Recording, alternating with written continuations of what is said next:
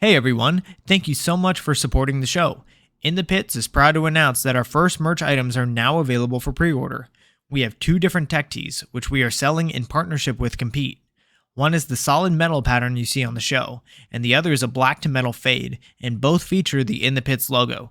These are my first ever merch items, so I wanted to give first backers and supporters of the show something a little extra. Every shirt made in this first run will be individually numbered, and there will only be a total of 50 made. Whether that split is 40 fade and 10 solid or 25 of each, there will only be 50 total. So message In the Pits on Facebook or Instagram to get your pre-order in and lock in your first backer status. Your orders help the show to keep doing awesome things, like sponsoring $100 from Move of the Day at the X Factor Paintball series. Shout out to Cruz Reynolds, who won with a clutch 1v3 in overtime to make the finals, and the kid's only 12 years old. Orders will be accepted through Friday, September 30th. Once again, I appreciate all of the love I've gotten for this show through these last 3 months, and it's been awesome to give this platform to so many deserving individuals in the Texas paintball scene. Thank you all, and enjoy the show. Welcome everyone to episode 14 of In the Pits Paintball Podcast. This podcast is focused on everything that has to do with the paintball scene here in Texas, from professional players and teams to new divisional programs, local tournament series, field owners, Texas-based brands, even photographers and videographers. Every week, we'll have a short and sweet episode with a new topic and special guest. I'm Christian Smith. I'm a player for the Texas Titans. In this episode, we are going in the pits with Colt Luckau, player for PaintballFit.com. Colt, how are you doing this evening? I'm doing good, man. Just excited to be on the podcast. Oh, yeah. So, Colt, first off, you're coming off of an absolutely dominant performance over in Paris, y'all. It was under the Austin Notorious name, but really it was all the Fit.com guys, plus Mark Johnson and Marky Franz, and you guys only dropped 2 points the entire event. So how was that experience playing in the semi-pro division there? You know, it was good. I think a lot of the European teams, their fundamentals are really good. Like, they do a lot of drills. I think what's lacking there is they don't play as much scrimmages, right? So, like, here in America and like Texas, every weekend we're playing against a different team, right? Getting new looks, having to figure out our systems, stuff like that. I don't think there's a lot of that there. At least talking to different Europeans there, they were kind of explaining that to me. Like, yeah, we all do a lot of drills or play against our own organizations, but they don't play against other ones, right? So, you know, a lot of the times it was just be like, all right, let's draw them out. Let's play a team paintball game and, you know, lose a body or two off break. It's fine. Let's just play team paintball. And that's how we played that whole event. But it was, you know, it was rough. The practice before the event was the only time we actually got to shoot guns on the layout. So the first 30 minutes against some of the pro teams there, we were just getting stomped, right? Like, just losing a body off break and just getting our last guy bunkered by two dudes. Like, it was awful, right? But then, you know, luckily some teams there were very nice to us and gave us spots in their practice slots. So we got 2 hours of practice and learned the layout and, you know, put everything together for the rest of the weekend. I wonder if over in Europe, if that's just due to, like, you know, country differences, or if there's just straight up not that many teams, like, kind of locally for them. Like, I know here in Texas, hell, we've got 3 Texas pro teams, 2 Texas, or 3 semi-pro teams, and a whole bunch of other divisional guys as well, you know, just within a few hours drive of each other. So I think, yeah, there's probably a difference between Europe and the United States, but even within that, I think Texas is just a whole other animal. Yeah, I agree. We're even, you know, I think if we did like a Republic of Texas team and went and played in Europe in like the pro leagues, and I'm saying like not like no pros, right? So like, because then I could be like, oh yeah, we'll just do Diesel and X Factor, put them together with some of the guys from like Heat, like the guys that are actually from Texas, like Devin and stuff like that. But I think if we did like a divisional Republic of Texas team and went and competed in Europe, I think we'd do really good, even in the pro division. I'm not saying we'd win everything. I don't think we would, but I think we'd compete. Oh, I think y'all would smash. I don't think you'd be close, to be completely honest. Like, there's just so much talent in Texas. It's unreal. It's unreal. It's crazy. Texas is, I would say it's the mecca of paintball, but that's just me. I might be biased. Oh, no doubt. No doubt. All right. So, Colt, for those listening that maybe don't know so much about you personally, how long have you been involved in the Texas paintball scene? Involved, like actually a big part of it, I would say about 6 or 7 years, like actually running Paintball Fit. But before that, man, paintball's just been like a way of life. Um, and like I didn't play till I was about 16 because I was just scared of getting shot. But like my dad has been a part of paintball. Man, he was in paintball in like the 80s, 90s in Texas, and he told me stories. I mean, like like you hear stories from your parents, and you kind of just like listen to like one ear, right? But like he's told me, like they had a thing called the TCC, and it was like the Texas Captains Committee, and he was a big part of that, and just played divisionals, and one day wanted to play nationally, but in Texas that like wasn't really known. Everyone just kind of played local paintball in the woods and stuff like that. But he's been a part of paintball since I was born. So, I mean, it's kind of been a way of life. That's so cool. I want to get your dad on sometime. It seems like he's got a ton of stories. I would love to get him on here. I'm going to talk to him. I'll talk to him, get him set up with you because he's got a ton of stories. Sweet. Yeah, I'd definitely be a taker there. So, Colt, what teams have you played for over the years? My first team I ever played for was Apex Predators. And that was about the end of 2015. And I started playing just because I was like, you know what? I'm going to play one event. Uh, didn't have any practice before it because I was like, it's probably my dad's last event he'll ever play paintball. Because at the time, my two brothers, Johnny and Brody, they were playing with a team called Honey Biscuit, and they were playing in D3. So at the time, I was like, okay, Apex is going to be done, right? This is the last event. While they're playing with these guys, they're going to start playing national. I need to play one event with my dad. I don't want to be the only kid he had that didn't ever play paintball with him. So I end up playing it, and then I get I bunker a guy in a snake, right? And that was the best feeling, right? So then that kind of started the snowball effect of like, I want to play paintball. And then after that, Johnny and Brody kind of came down because they were like, okay, well, if you're going to start playing, screw the national stuff. Like, let's try to all play together, right? Because who doesn't want to play with their family at least a little bit? And then we started playing with Apex as a family. And then that kind of transitioned into Paintball Fit in about 2018. Then we started playing D4. Johnny was playing with Diesel, D2 at the time in 2018. And then 2019, after we played that whole season in D4, a lot of the main guys from Nebraska, actually, who like kind of merged with some of the guys from Texas, they ended up dipping out. They had family stuff. Some of them went to semi-pro Diesel. Johnny came down, played with us in D3. So then it was me, Johnny, Brody, Trenton, Chuck Latham, and then Caleb Baisley and Derek Gable, who's from Nebraska, and he came down, and James Krusek. And we all played D3. And then after that, it's just been Paintball Fit the whole time. And we've had throw together teams and in USXBLs and stuff like that, like Dark Horse. And I've played a tournament with Greed. I've played different tournaments like that. But no, pretty much just Paintball Fit and Apex at like an actual committed level. I think probably the first time I met you was probably with that Dark Horse team. Was that because you played with a couple of guys that are from Outlaw originally, which is where I actually got my start with the Texas Longhorns in 2015. So was that where you first met up with Chavez? Yeah, so I met Chavez actually through Caleb. So Caleb, he was in Waxahachie for a living. This is where his mom's from. So he was going to school here in high school, and I met him, and we kind of became friends. And then we were playing Siege one day, and he was like, "Hey, I got a buddy from Austin. He also plays paintball. Like, let's play games." And then I met Chavez through actually video games, which is kind of crazy now because like I met him at the time playing video games, and now he literally lives with me. Like we're best friends, live together, do all that, all work together, travel, play paintball.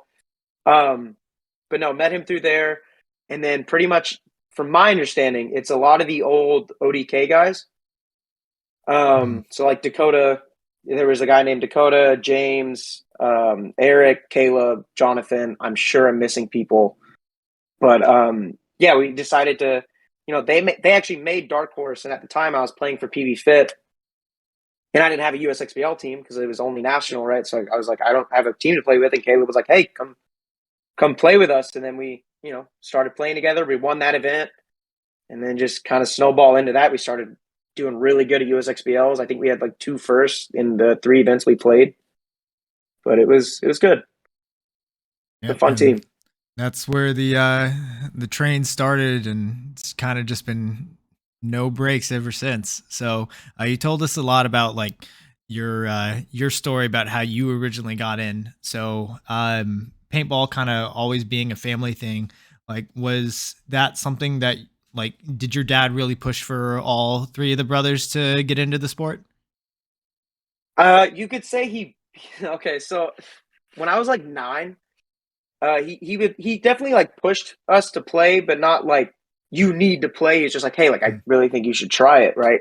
But I remember one time I was 9, and he probably doesn't like the story because he's behind me, right? When we were playing like a rec day, it's not even serious, and he just started like calling me a pussy because I'm not running and going down the field, and he's like behind me. It's like he's mid game, his adrenaline's pumping, and I get it, right? But he's like calling me a pussy because I'm scared they're gonna shoot me, and I'll never forget it because like now, like it still pops in my head if I feel like I'm being a little baby in the back.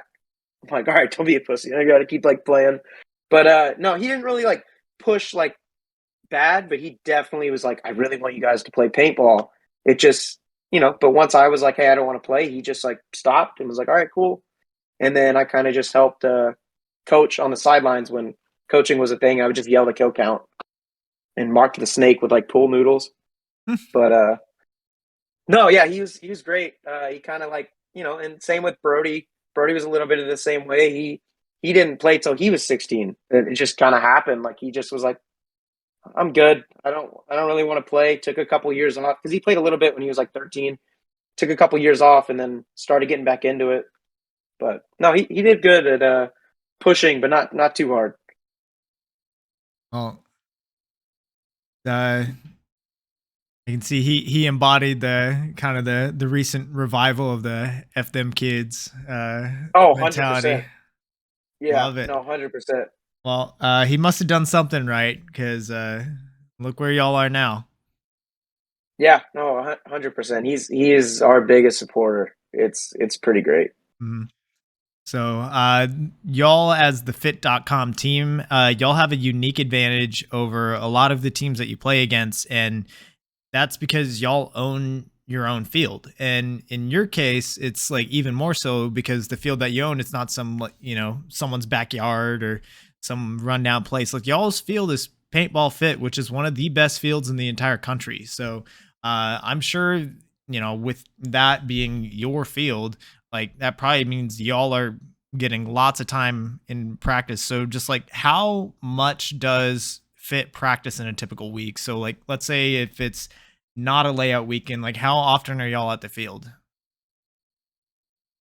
So practice for us, we honestly, a lot of people assume, like kind of like what you just said, like everyone Mm. assumes we're playing like 7, 6 days a week, but really it's 3, right? Like we play Wednesday nights and Saturday, Sunday, or sometimes it's Wednesday nights and like a Friday night and a Sunday. Just because what happens is, so we have a paintball field, but we also have a shoe repair that my parents run, and like my girlfriend works with them, and like I usually go there and help as well. We run a metal business, so we make concrete molds as well, and so like all day we're working, but not all of it's paintball, right? So like, and then when we're at the field, it's usually maintenance on the field, keeping it up, right? Fixing the net, fixing the lights, fixing the turf, right? Turf spots, setting up layouts, stuff like that. So, you end up finishing work, and then you're out in the sun all day and you're just kind of like, I want to go home, right? Or I'm going to go to the gym. But no, I would say on average, we play 3 times a week. Okay. Has that always been the case, or like when y'all were kind of back in D4, D3, D2, did y'all play any more, or was that always pretty much the schedule? Um, So in like D4, I would play at least 4 to 6 times a week because we had reball at the time. Mm. So we would be open anyways, and I'd kind of have to be there to run it. So then, like, sometimes I'd be playing and sometimes I would just like do snaps, right? But like gun time, I was getting gun time, 4 to 6 times a week, all that whole D4 2018 season. And then now for the past like 3 years, it's pretty much just been like 2 to 3 days a week. But Gotcha. it's also like it's every week, right? Like Right. there's no weekend that I'm not playing. Like coming up this weekend is probably the first weekend I've taken off in a long time. And I'm only doing that because I have stuff that I promised my girlfriend I would take off because, Chicago, then immediately Paris, then not this weekend, but next weekend we're going to play 10-man ICPL back in Chicago. So I was like, I got to take 2 days to just not play paintball. But it's been pretty much just every weekend playing and then once during the week. Yeah, y'all's definitely had a busy schedule lately, and I'm sure that with USXBL coming up, the championships in 2 weeks, that's probably a lot on top of that as well. 100%. Yeah, like tomorrow morning, I'm getting up and building the third layout at like 8 a.m. and then getting everything ready for the night ball for all the teams that are playing in it to come learn the layout. But Yeah, well, that's definitely a lot of time. So what about like, let's say it was a layout weekend, like leading up to Cup, for example. So how much time would y'all get on the field during like preparations for events? um, so like I said, like Wednesday for sure, but like I would instead of like night ball, right? Like I'm getting there early. I'm doing drills, then I'm playing the night ball, and then come Saturday, Sunday, it's it's playing at 8 a.m., leaving at like 4 p.m. both days. And then, if so Mondays are usually our off day. That's like our one off day the whole week. So like sometimes on Monday I'll go out to the field if it's like a layout weekend and just do a couple snaps, right? Like or look at the field a little bit longer, figure stuff out, maybe shoot some bounce shots, stuff like that. But yeah, try to get as much time as possible. It's just whether the metal business or the shoe repair and stuff like that actually allow me to get out there and go drill and whatnot. Yeah, for sure. I mean, it seems to work, and plus, Saturdays and Sundays are really tough for y'all. I'm sure, like getting like more often than not. Correct me if I'm wrong, but you're usually getting in on those scrimmages that Diesel is getting in on with other pro teams, correct? Yeah. So that's we've been fortunate that a lot of the pro teams that come to play Diesel also like us or like their owner is friendly with us, so he's fine having us come play them. It's been good. It's nice to play against the higher level, but I love one weekend. I like one weekend playing against the high level teams, and then I want one weekend where we're just playing against the lower divisional teams. Not only to help them, but like it also slows down the game. Like it's easier to slow down the game, right? When you're playing a little bit lower team, and it's the same reason the pros are like, yeah, we'll play this team because they're getting to do the same thing, right? So what we get to do is hey, let's try this, but like, don't leave your primaries and let's see if we can figure this out, right? Like different things like that. So it's nice playing the lower divisional guys and being able to help them be like, hey, like I'm doing this to you because you're not stopping me. Stop me. I'm going to try it again. Okay. And it's an easy thing to do, right? But it also helps them learn stuff about the layout that they didn't know before. Interesting. I've never really heard that approach before. Granted, there's not really many teams below my level, at least currently. But that's an interesting approach. Well, like for you, right? Like you're top you're on the top Titans line, right? Yes. So like it's like even like you guys can go play against those other top lines at the San Antonio Park, but sometimes it's like, hey, let's go play against our bottom line and let's tell them exactly what we're going to do so they can stop it. Or hey, don't tell them what we're going to do, right? But like let's get to our spots and let's learn where everyone is on the field. Because yeah, we can go out there and we can run at them and we can shoot everyone. But let's do this point doesn't actually count as a win unless we knew where all five bodies were and we ended with at least four bodies alive. Gotcha. Right? Because like kills off break happen. You're going to lose a guy off break, stuff like that, right? But 4 guys alive and we knew where all 5 bodies were the entire game, that's a win when you're playing a lower divisional team. Interesting approach. I like it. That's kind of my biggest advice when it comes to playing teams that you feel aren't at your level. Okay. Yeah, for sure. Definitely a good way to still, get the most out of your time. All right. So real quick, everybody that's in the chat right now, it looks like we have quite a few people watching live. So hi everybody, welcome. We will be taking a few questions towards the end of the show. So if you have something that you want to ask Colt, go ahead and get it in the chat and we'll get to it towards the end. So Colt, let's talk a little bit about, we've covered kind of like all of the preparation that you guys have done and have been doing over the past couple of years. Besides the prep, you guys just play a ton of events. So you played like the entire NXL series. Back when you had the points to do so, you were also playing USXBL either as fit back when you were D4 and D3, or once you kind of ranked up, you were guesting on other teams from your field.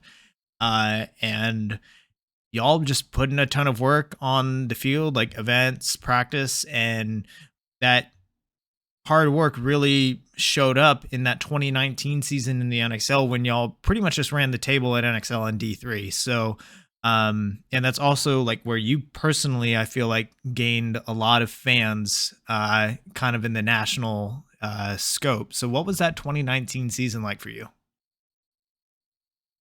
Man, that season, and honestly, it might be my favorite season. For sure so far, just because. So 2018, we won a lot. I say we, but like I didn't get a lot of playtime, right? So like a lot of people don't know this. I probably only played until Cup. I probably only played like 2-3 points in events. Like I don't even count the NXL wins from 2018 as like my personal win. Like Brody and Trenton, they played a shit ton, right? But there was a guy, and I love the dude. Almost everything I learned being a leader, like in the pits, is from this guy, and his name is Bart Hepker.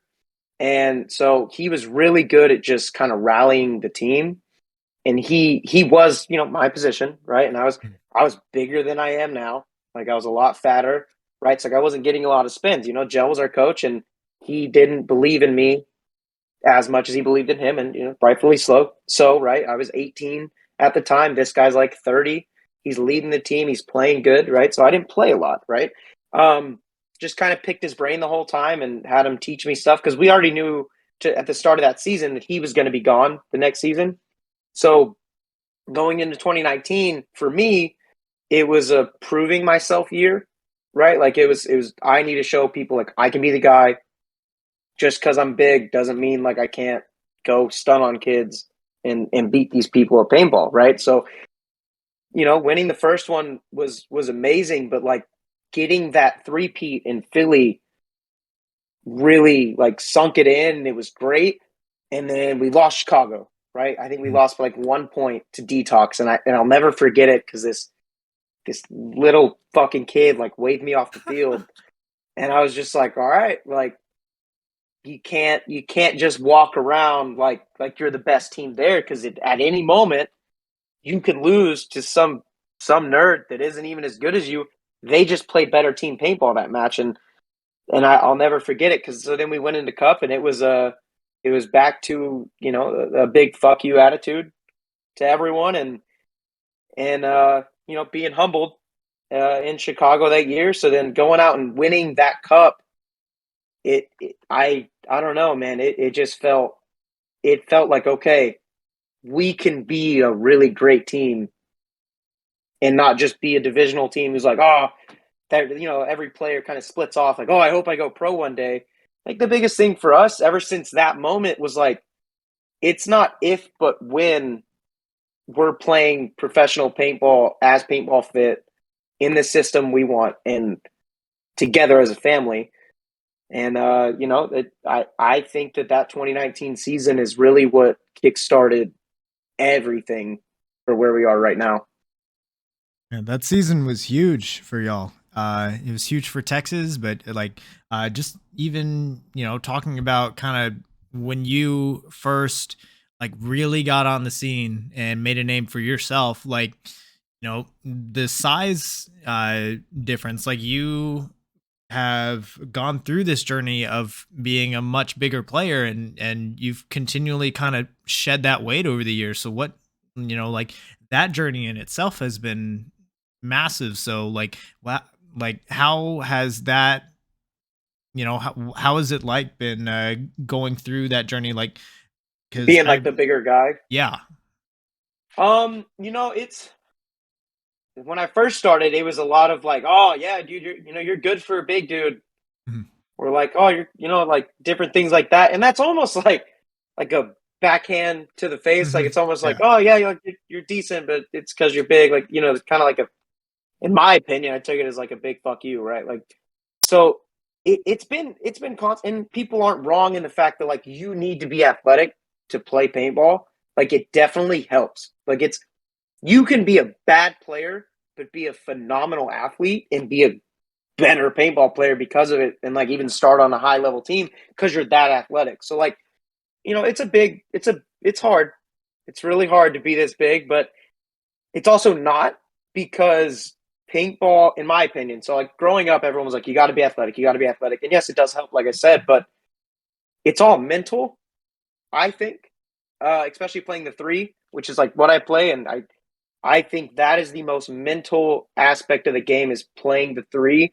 And I think you can be. I think I could be bigger than I am and still do what I do. But I want to be smaller because I want to be more dynamic.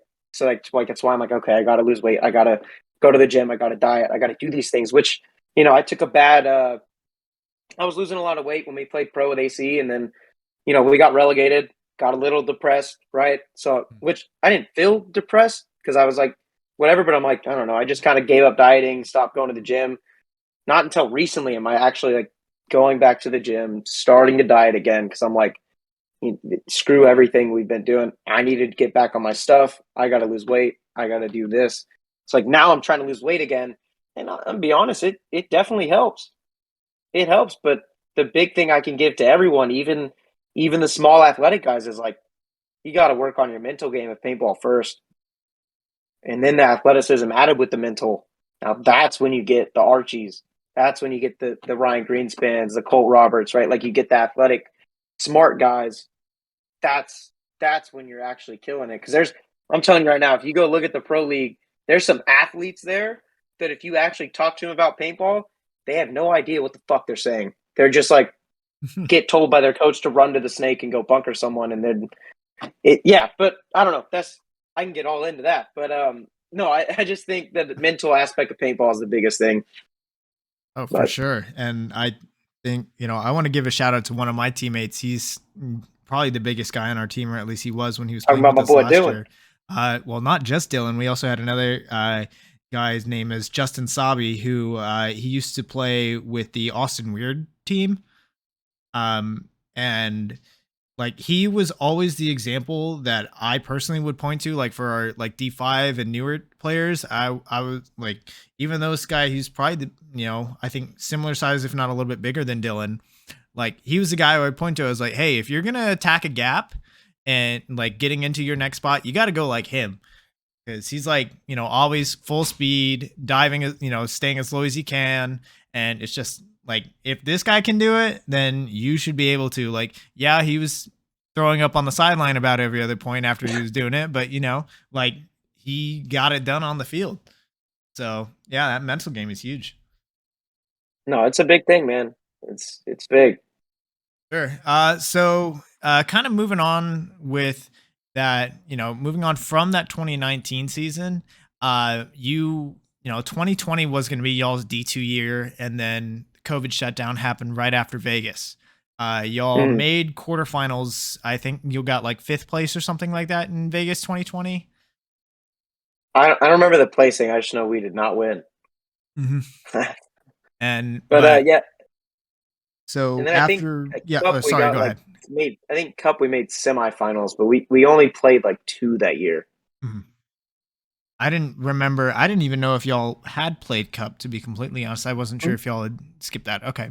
So, um, through everything, after 2020, the 21 season emerges, and y'all are suddenly the new faces of AC Dallas. That roster kind of fell apart. Everybody went to different teams, and y'all got brought up. And you guys showed a lot of promise. Like, I was under the impression that, like, y'all were going to make a Sunday that year. Like, granted, going from D3, not really playing D2, and then just going straight to pro, that's a huge jump to make. And it took ML Kings making their first Sunday in 4 years in the pro division to relegate y'all.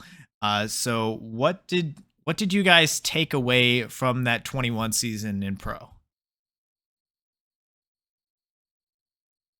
I took, we weren't ready, right? So like, and at the time, like when we first got off, we're like, yeah, no, there's no way we get relegated. Like, we'll be fine, right? But the big thing we also talked about was like, if we get relegated, like we'll just play semi-pro. Like it's, and granted, we didn't start talking like that till Cup, when it was kind of like you're gonna get relegated, right?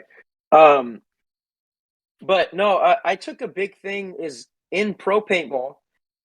I think after the high level D2 players, right, the high level D2 teams and up, and in pro, gun skills pretty much the same.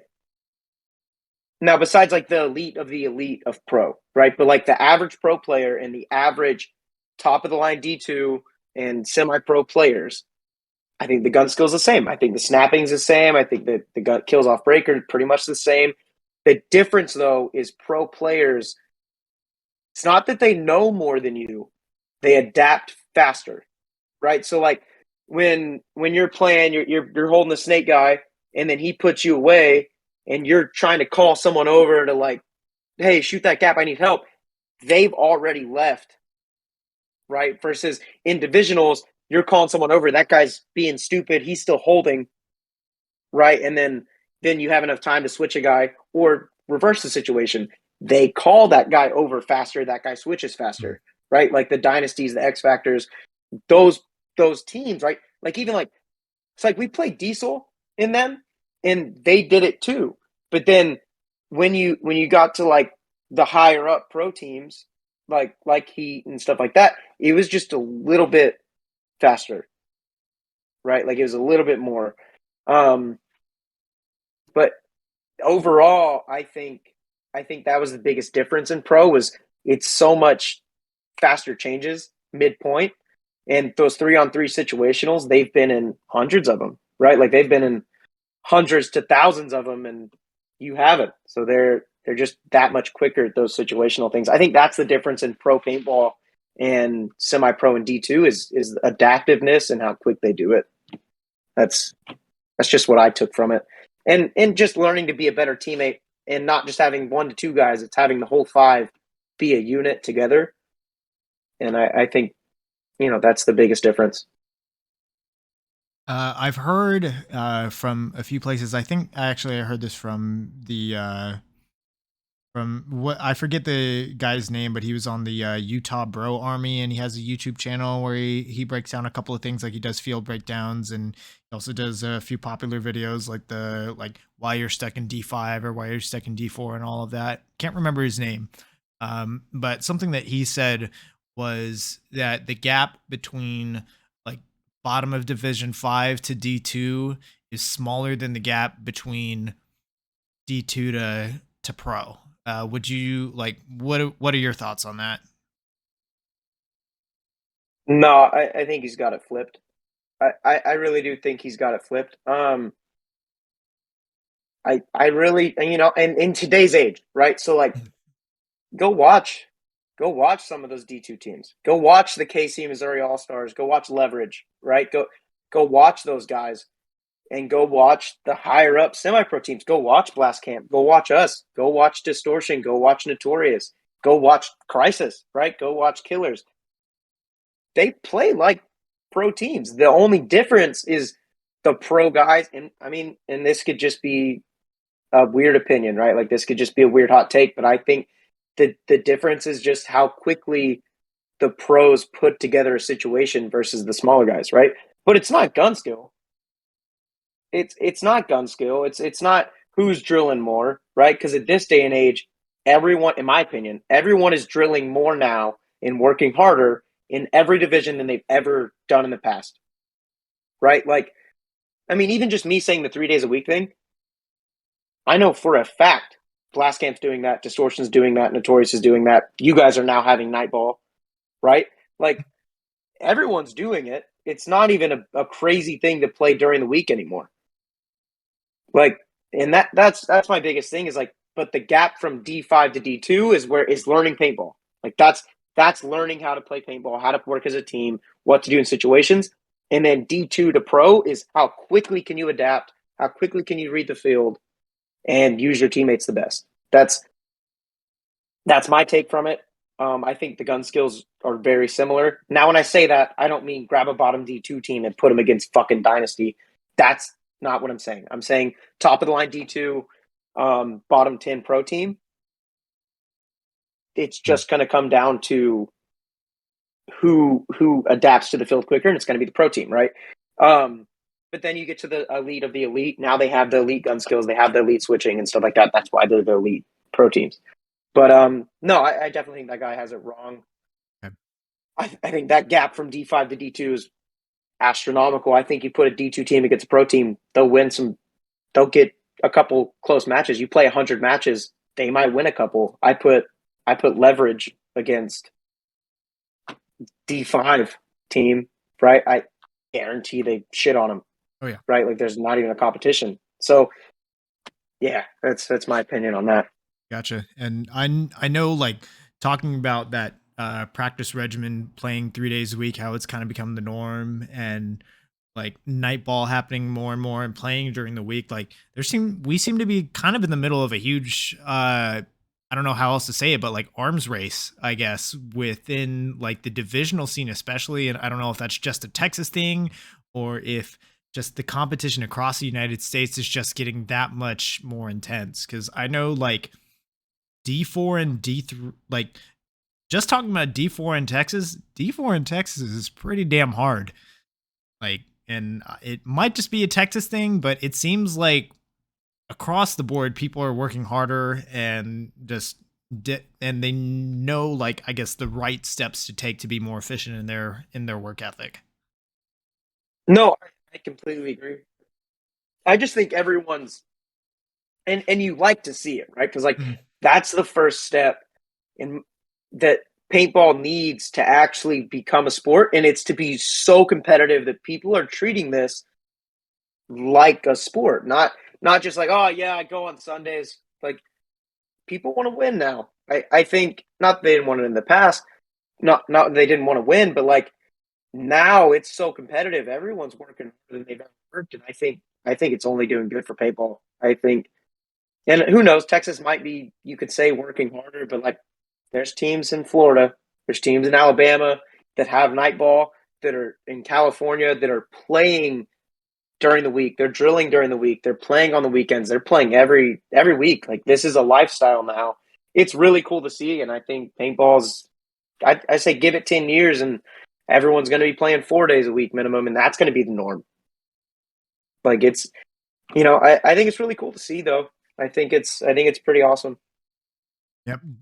Definitely the game has been elevated recently.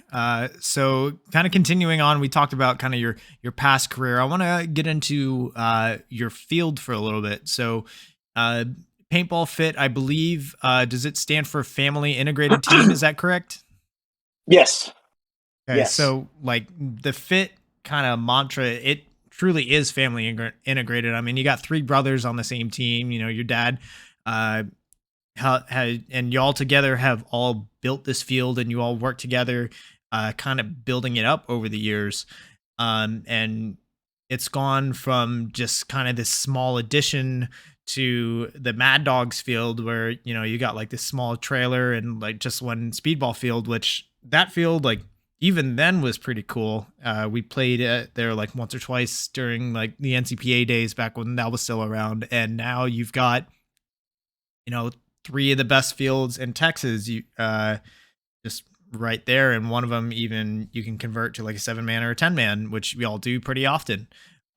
So what has that journey been to start kind of small and eventually build up what is now kind of like the field of dreams in paintball?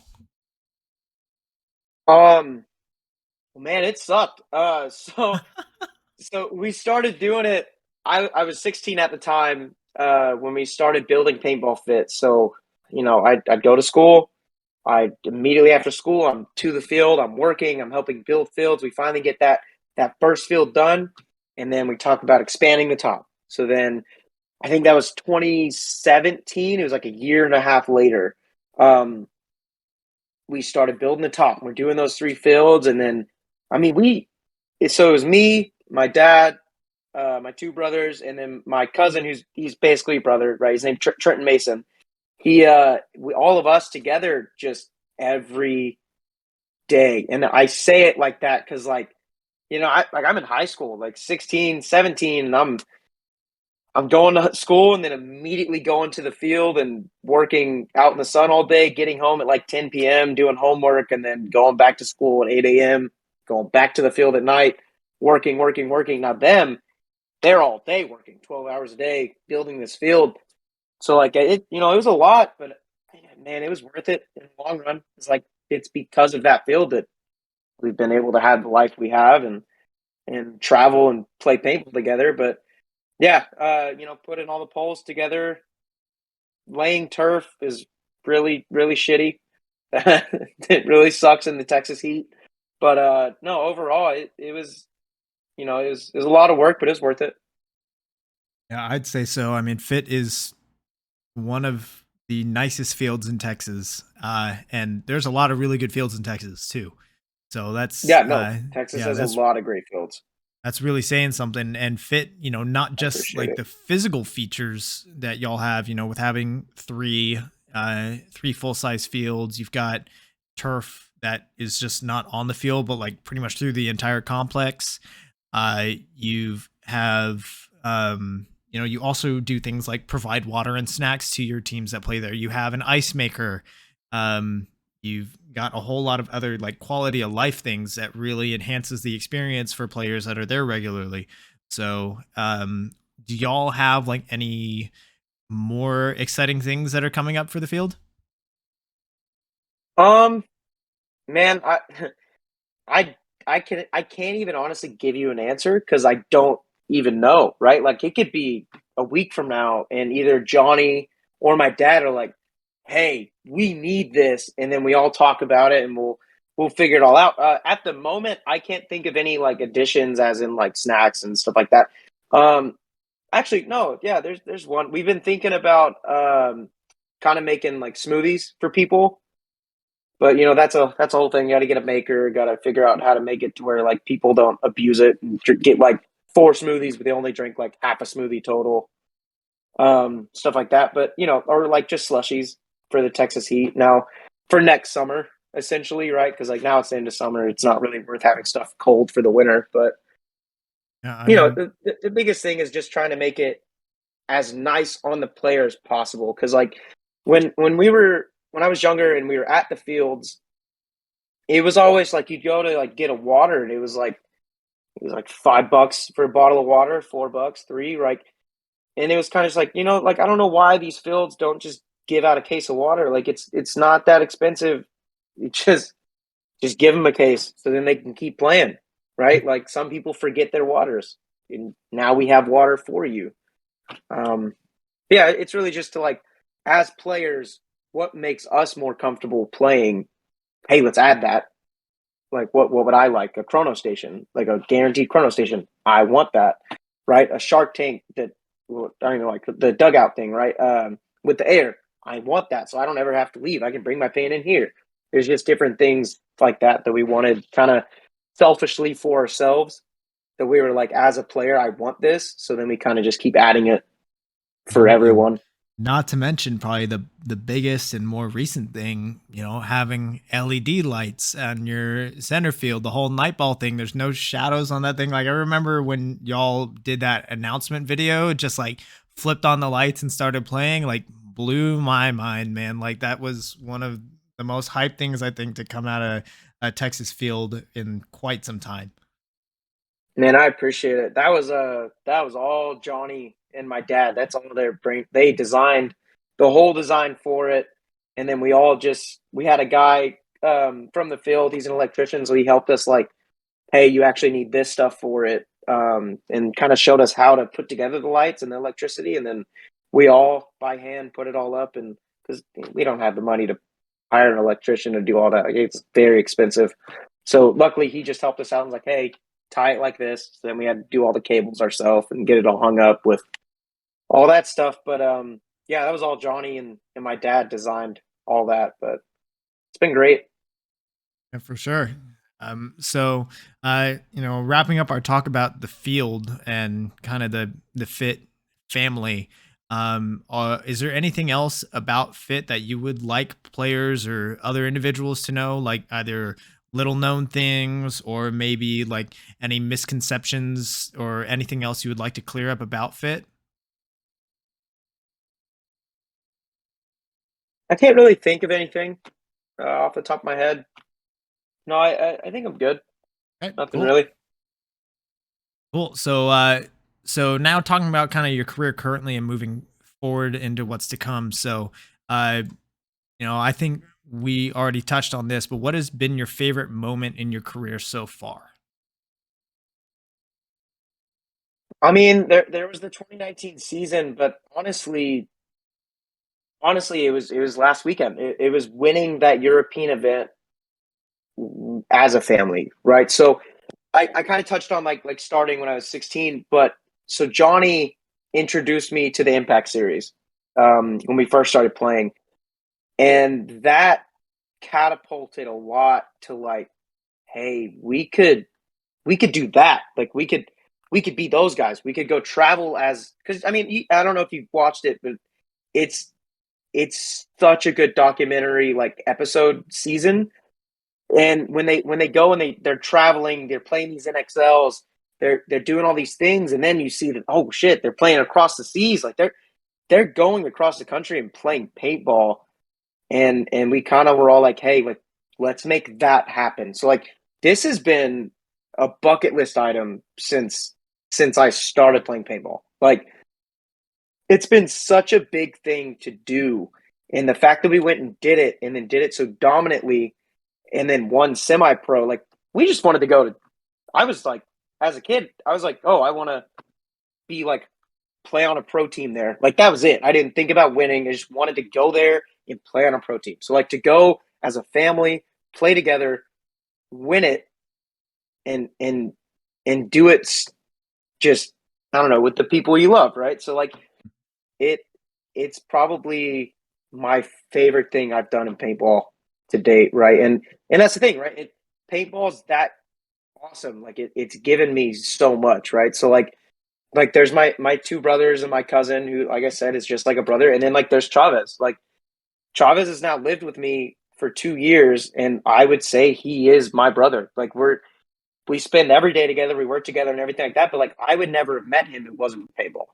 So like him also being a part of it is it's pretty great, man. Like it's definitely my favorite tournament we've won and my favorite part of my career. Yeah, I mean, absolutely dominant performance for sure as well. Like, besides the build up to the moment, like, and just being able to go out and deliver the product in like almost a flawless entire weekend for y'all. Um, so kind of continuing forward, hopefully it can continue into Cup. So right now y'all are in second place in the semi-pro series leading up to World Cup for the US. And even though Blast Camp, who've incredible organization, they've been fighting so Oh, they're hard. real good. Yeah, and they almost won the spot last year. So even though Blast Camp has won 3 events this year, it's still an incredibly close race. So um, kind of before Chicago, it seemed like with the top 3 teams being y'all, Notorious, and Blast Camp, it seemed to be a little bit of a rock paper scissors. With Notorious had beaten Blast Camp, I think both times that they had met that season, because I know they beat them in Texas, and I think they beat them one other time as well, like maybe in Florida. And just the series has been incredibly close all year. So, like from your perspective, how has that fight been at the top?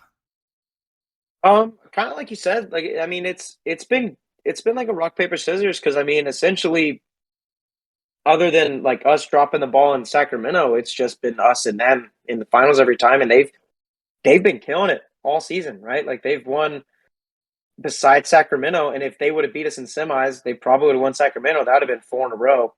They're playing phenomenal paintball. Like those guys put in a lot of work. Like they're putting in as much work as us.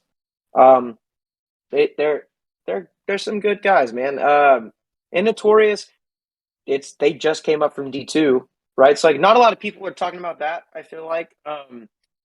So Blast Camp played semi-pro last year. They played D2 while we were in D3 with Notorious, right? So they've always been like above us. And then, like you said, we got thrown in from D3 to pro. But yeah, like Notorious is killing it, right? Like it's their first year in semi-pro. They're third in the series, right? Now they'll be able to probably have a couple of them go play pro in Europe as well as if they don't win the pro spot semi-pro here. But no, it's been good. You know, we just got to work harder, and like I I I truly think we will win cup. Um, I you know that's the plan. We're all really hungry, right? And everyone's in a good mindset of like, yeah, like there's pressure. Like, yeah, I want to go win the pro spot, but if we don't win the pro spot, I'll win it next year. Like, I'm not really stressed about it. I just want to go win because I like to win tournaments. Oh yeah. But I really want to win, right? Like I really want to win that World Cup, want to win the pro spot, and get right back up there. But you know, it is what it is. You just got to work harder. That's my mindset, right? That's kind of what I've been, you know, thought about it a lot, and I just work harder, right? That's kind of the biggest thing. Work harder and let's go have fun. It's paintball. Oh yeah, I love that mentality, and I think it'll definitely earn y'all a pro spot. If not this year, then probably next year. So I actually really got to pee, but I want to Okay. leave everybody on. You know, I don't want there to be too much dead time. So before I go, here's this next question for you. So if you guys manage to beat Blast Camp and you beat them by at least 2 spots, so like if y'all get first and they get third, and you also have to beat Notorious at Cup, you will win the pro spot. So what would it mean for you personally to be able to re-enter the pro division, but this time with your own identity as Paintball Fit rather than taking over AC Dallas's name, and also to become both a hashtag relegated pro and now a hashtag promoted semi-pro as well, being able to don both names. No, it'll be good. Going into playing as AC, it didn't work. Um, there was a lot of kind of conflict, I would say, just between like kind of the players and the staff. It just didn't work, and it's not either one's fault, in my opinion. I think just some teams or some coaches and players shouldn't be together. It doesn't work. There's a weird dynamic. It just didn't really pan out. I truly think that was a big thing. Is like there just wasn't a lot of um, gelling going on. There wasn't a lot of gelling with the AC Dallas, um, the way we all were. But as Paintball Fit, you know, we've kind of got back to our roots of just like, hey man, like it is just paintball. Like let's just have fun. It's been a good year, man. So going back in as Paintball Fit, reestablishing our name because everyone always is like, oh yeah, well AC Dallas is now as Paintball Fit, and I'm like, that's not the case. We were Paintball Fit who got thrown into pro, not thrown in, asked to play. Like it wasn't like we didn't have a choice. We had a choice. We chose to play pro, right?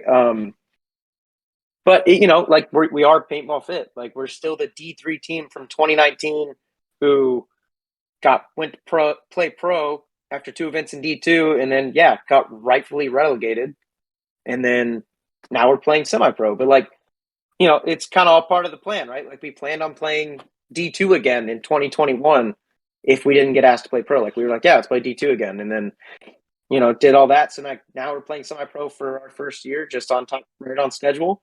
So going pro this year would mean everything, right? To like do that back to back. I mean, for one, no teams got relegated and stayed together.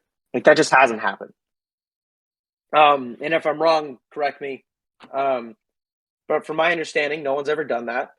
So to be able to go right back into pro right after, that'd be an amazing thing. I think that's a great feat, in my opinion, to face that adversity of getting relegated to saying like, hey, screw the doubters, let's go play and win it again. But like I was saying in the other question, like if we don't, I'm just gonna work really hard and I will win that pro spot next year. Like there's no ifs and buts about it. We would win it next year, but I plan on winning it this year because I really fucking want it. So I, you know, I want to be able to go get relegated and immediately come right back in, and then I want to go that first event. I want to make Sunday, and then after that, I want to make top four, and then I want to win a pro event within the first 2 years. Like that's kind of the goal, right? But to be able to go do it as like our own identity would be amazing, right? That's all you can ask for. That's Yeah, the dream. that would I don't think it's a question of if. I think it's just a question of when. And I I hope it's gonna be this year. I mean, it's gonna be an incredibly close race at the top. Like normally it's just like a 2 team race and where it's like there's like a clear first place and a clear second place, but like it's not all that clear this year. And I don't know if it's just because of like the new like scoring system for semi-pro where it's like fixed point gaps instead of just based on the number of teams, but like even without that, like y'all Blast Camp and Notorious, like close race. So we have a quick question in the chat. So kind of like when y'all got relegated or even before then, just like in general, have there been other teams or other organizations like come in with offers and trying to like pick y'all squad apart? Um,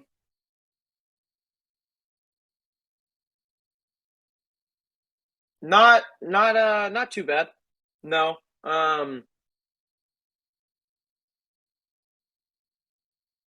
It can be as specific or No, as no, general as you want. yeah, no, we're good. I think everyone kind of understands like we're none of us are going anywhere, right? Like, and if somebody left, like I'd understand, like I get it, but other than I mean, like you could say like Logan got picked apart by Diesel, but that's not even picked off because like yeah, I mean he was playing with AC to begin with the year before, and then we came Right. up. So, and he's been under Greg. So, like, I understand staying with Greg and going over to Diesel. Like, we kind of expected it, so it wasn't like a shock. But no, I think everyone's good. But yeah. Gotcha. So with the current like situation or even just like in the history of fit, do y'all have a team that you consider your rival either like currently in the semi-pro bracket or just like in the past, like as y'all have been coming up the ranks? And I think I might know an answer to it to this one, just knowing y'all's history. Um, that I man, it's weird because like rivals, right? So like when I think of rival, I think of like fuck those guys, right? Like I think fuck the like I want to fight them type thing. So I don't really have a rival in that sense, but like you could say that like Blast Camp and Notorious could be like our rivals, right? Because we're always playing each other, Right. right? Like we're always in talks of like, hey, who's better, who's this, but like you'll see us behind the pits, like everyone's high fiving, like, hey, how are you doing? Like, I'm happy to see you at the event, right? Like tapping each other up. Now, when it goes on the field, it's very fuck you. Like, but I wouldn't say that I really have like a rival, if that makes sense. Yeah. Yeah, for I don't sure. know. So It's weird. What was your I guess? mean, I would have said like, I mean, just like coming up the ranks, like it always seemed to be y'all and Notorious fighting each other like deep into Sunday, like in D3, both like at NXL and in USXBL. So like kind of in the past, it always seemed like I know for the two events that I was guessing with Notorious, like just hanging around their D3 squad, it was always like, hey, the only team that should be beating us right now is like Fit, but like maybe, it always seemed to be like that, like y'all back in D3 was like, hey, we need to get over like this is our like game that we're circling. This is the hill that we're trying to get over. So maybe that was just more of like a one-sided thing. But it always seemed like you and Notorious were always like running into each other deep on Sunday. No, 100%. Like I said, like it's a weird thing because like I just have a weird way to look at rival, like the word, right? But teams that we have been competing against since fucking D4 is notorious, right? Like, and I've played against those guys, B White, Markey, English, Paul, all those dudes since D4. When they were in D3, I was in D4, but they were playing USXBLs. I've been playing against those guys since I started playing paintball. So like, it's a weird thing. Like you could say, like I guess in a sense they're our rival, but it's also like I want them to succeed, right? Like I'm happy they have the pro spot, like, and that they can go play that.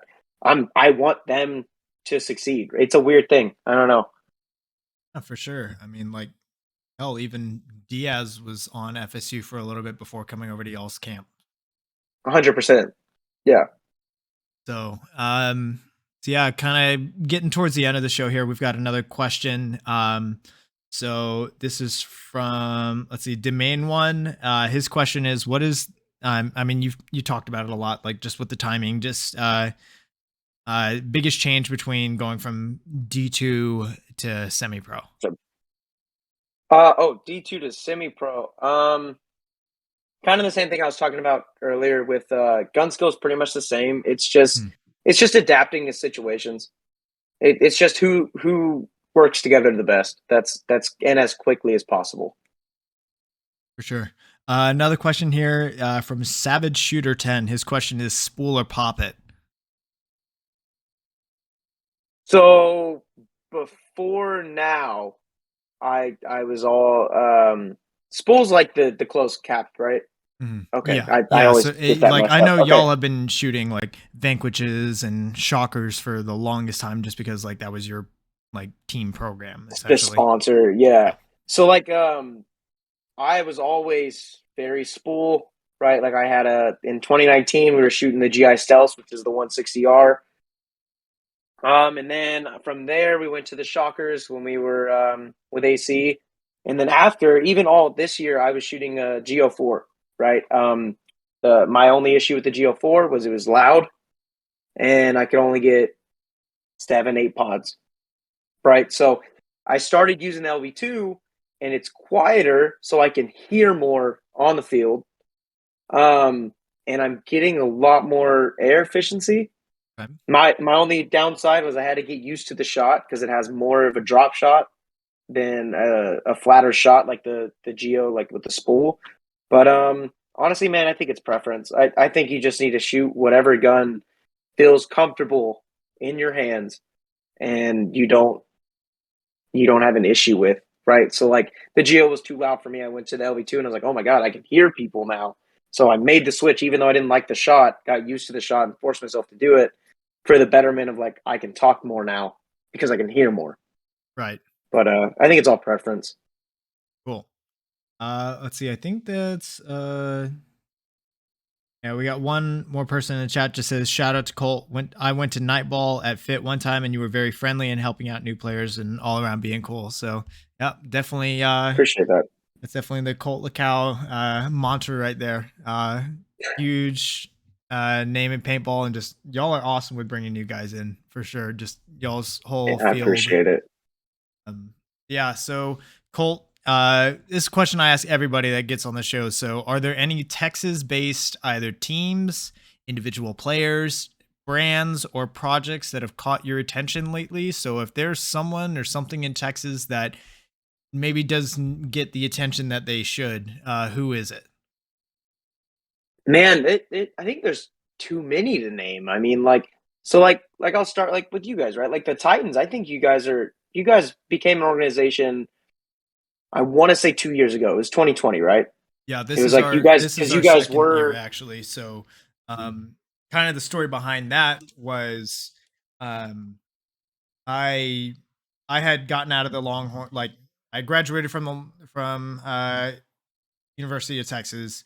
Um, mm, was looking for a team and kind of hopped around a little bit, and then eventually I was like, you know what?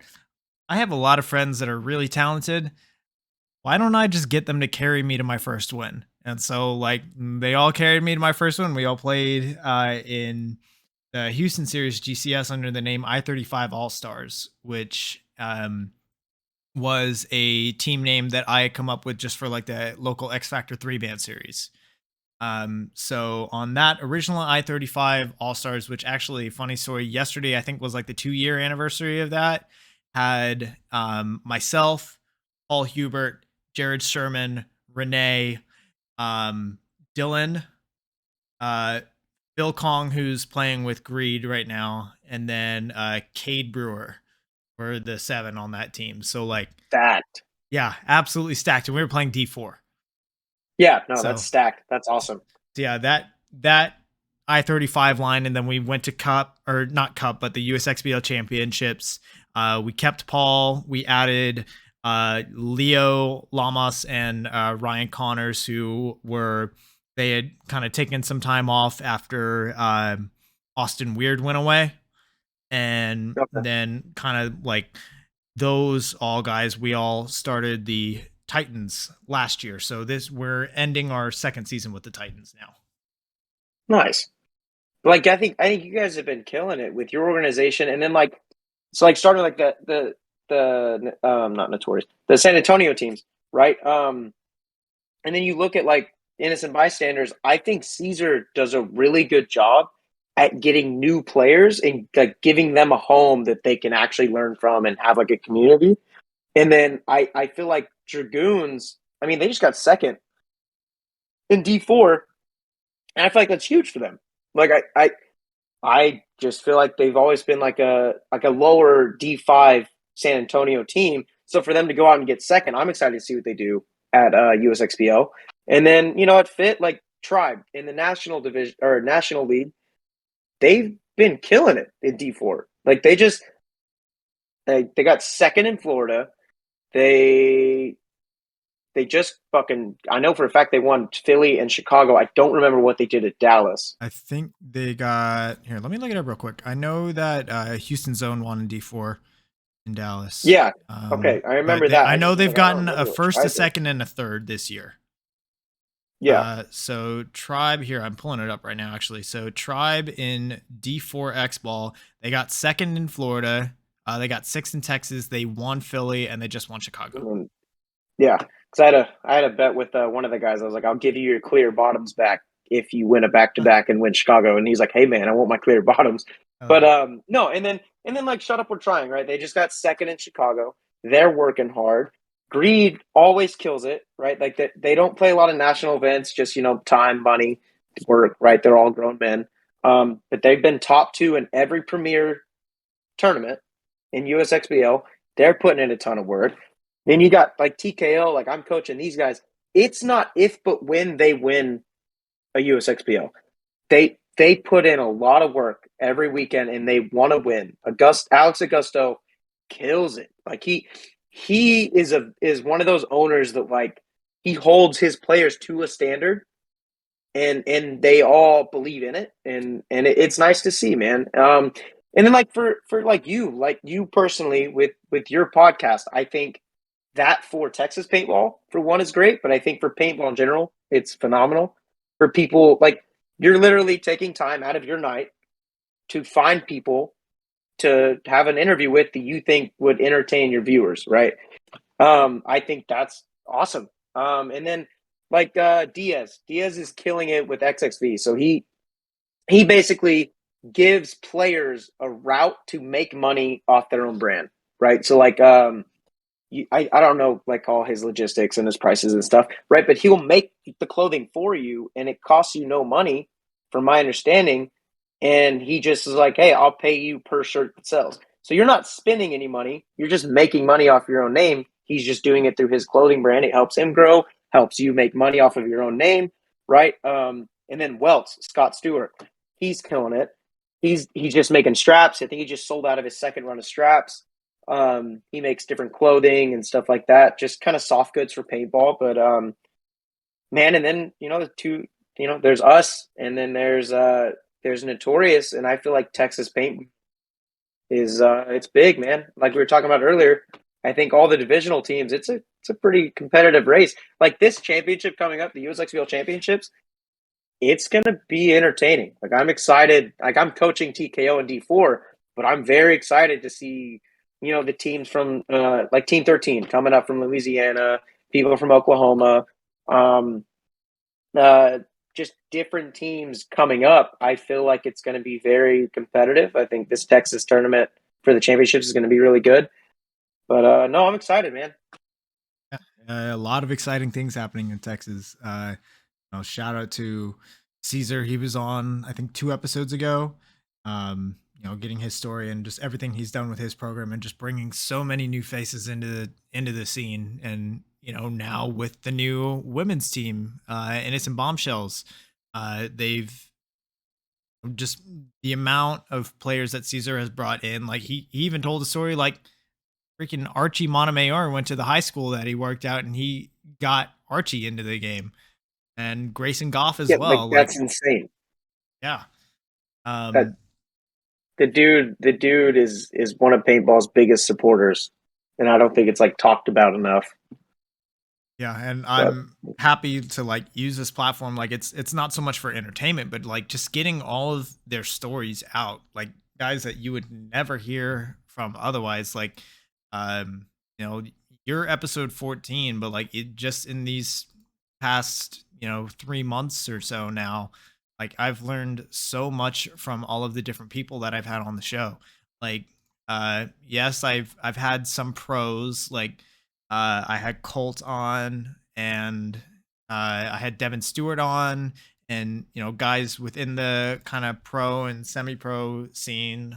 Like I had British on, yourself now, Jel Stewart, but like also other people that. Oh, and of course Alex Martinez, can't forget him. But other guys that like you wouldn't really hear their story, or like from those certain aspects, like Get That Shot had him early on, and who like been absolutely nailing it with all of the photos and reels that he posts of us, and his kind of journey to become the pro media on getting to cover pro shar teams, like shooting for Infamous. that's uh awesome. yeah. And also talking about greed, and I'm actually gonna have Jason Bonner on next week, so Nice, yeah. nice. That'll be good. I'll have to watch that one. Oh yeah, so just anytime I ask that question, I'm just like, okay, who do I need to look to get on the show next?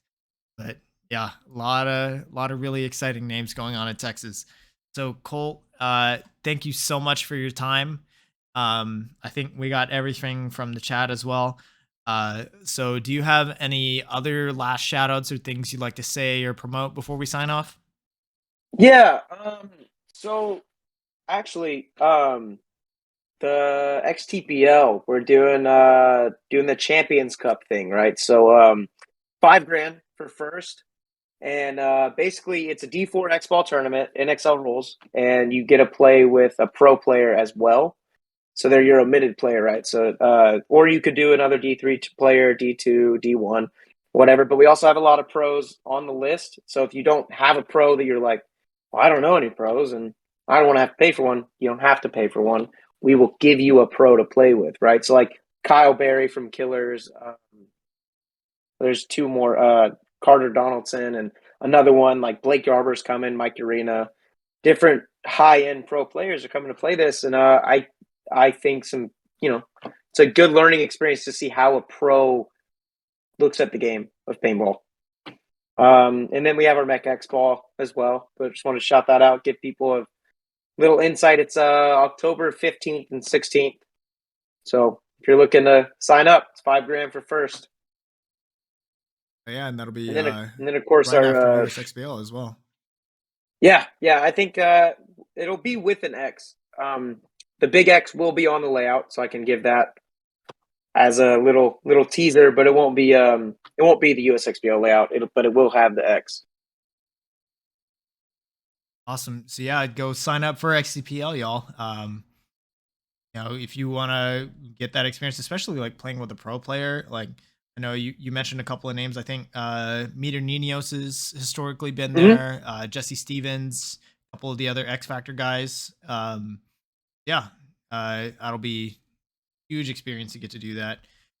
So yeah, Colt, thank you so much for your time, and everybody, thank you so much for tuning in. Be sure to go follow Colt. That's at colt.luckau45 on Instagram, and also while you're at it, follow Paintball Fit. That's at Paintball Fit. So y'all, what other guests would y'all like to see on the show? Be sure to leave a comment down below. While you're at it, hit that subscribe button. Show goes live weekly here on twitch.tv/inthepitspaintballpodcast. Recordings are posted to YouTube, Amazon, Apple Podcasts, and Spotify the next day. Shout out to my partners and sponsors. We have FU Athletics, Get That Shot, Paintball Kumite, and Compete. I also just announced on Sunday that I finally have merch for the show. I'm going to be doing tech tees that's through Compete, through Jell Stewart's brand. I've got the kind of solid metal pattern, like if you're watching the show right now, kind of that metal background with the logo on it. And then I also have like a black fade to that metal pattern. We're going to be making 50 shirts. So whether it's like 25 and 25 or 40 and 10 or whatever the split is between the two patterns, we're only making 50. Pre-orders are up now through next weekend, and we might be taking orders at USXBL as well, since I'll have like kind of the first runs of each pattern. So yeah, just message me either on Facebook or on Instagram if you want to get an order in. So y'all, next week's episode, again, I know tonight we're doing it on Thursday just because Colt is usually doing the night ball on Wednesday nights. But next week we'll be back to our normal Wednesday night episode. We will have Jason Bonner on for episode 15. So y'all, we'll see you then. Colt, thank you so much for your time. Thanks for having me. In the Pits is partnered with Get That Shot. Get That Shot provides both photo and video coverage to teams and individuals competing at the upcoming USXBL Championships. Is your team needing media coverage? Spots are filling up fast, so message GetDat_shot on Facebook or Instagram for more details. In the Pits is partnered with Paintball Kumite. Paintball Kumite is a program designed by Colt Roberts of professional team San Antonio X Factor to take paintball players of all ages, experience levels, and skill groups and mold them into champions. The program breaks the game down into small, easy-to-learn sessions designed to help you master the fundamentals so that you can elevate your game. Newcomers to the program get a free 1-hour introductory class when mentioning In the Pits. To sign up for a class, message at Paintball Kumite on Instagram. In the Pits is partnered with Compete. Compete is a Texas-based brand by Jell Stewart of professional team AC Diesel that provides custom jerseys, pants, headbands, straps, tech shirts, and any other soft goods to help individuals and teams compete at the highest level. Support Texas Paintball and message Compete on Facebook or Instagram and mention In the Pits Podcast for 10% off your entire order.